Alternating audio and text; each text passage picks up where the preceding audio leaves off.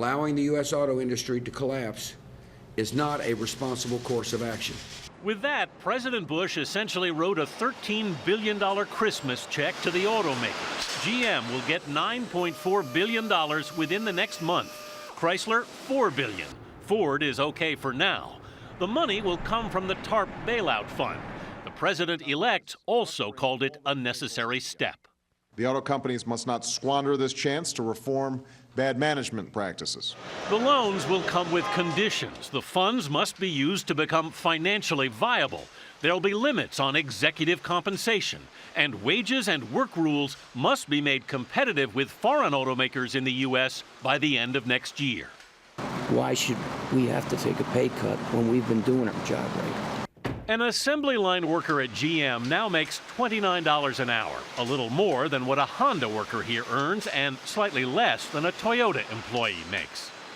But when you add in benefits, pensions, and legacy costs, GM, which has more than 430,000 retirees, pays its average worker $69 an hour, $20 more than Toyota.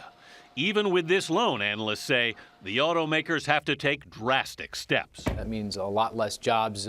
Instead of laying off 10,000, 15,000 a month, it's going to be 25,000, 30,000 a month. We've got a huge amount of work to do over the next 90 days and beyond. And when it's over, Detroit may never be the same. Really, 2008 was the death of the auto industry as we know it. Somewhere down the road in the future, there's a viable and vibrant auto industry. It's just not going to be the one we've known for the past 100 years. But on this dealer lot in Dallas, the bridge loans seem to restore some customer confidence. It absolutely has had an effect on our showroom today. We've sold 5 cars in 5 hours today.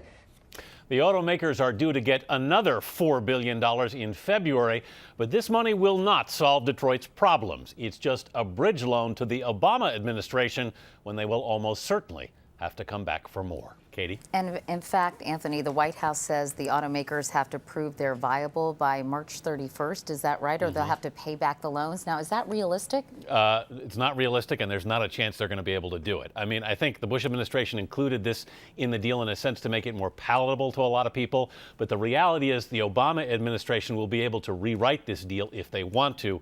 And with the car market essentially collapsing, Detroit is going to come back for more money, for sure. All right. Anthony Mason. Thank you, Anthony.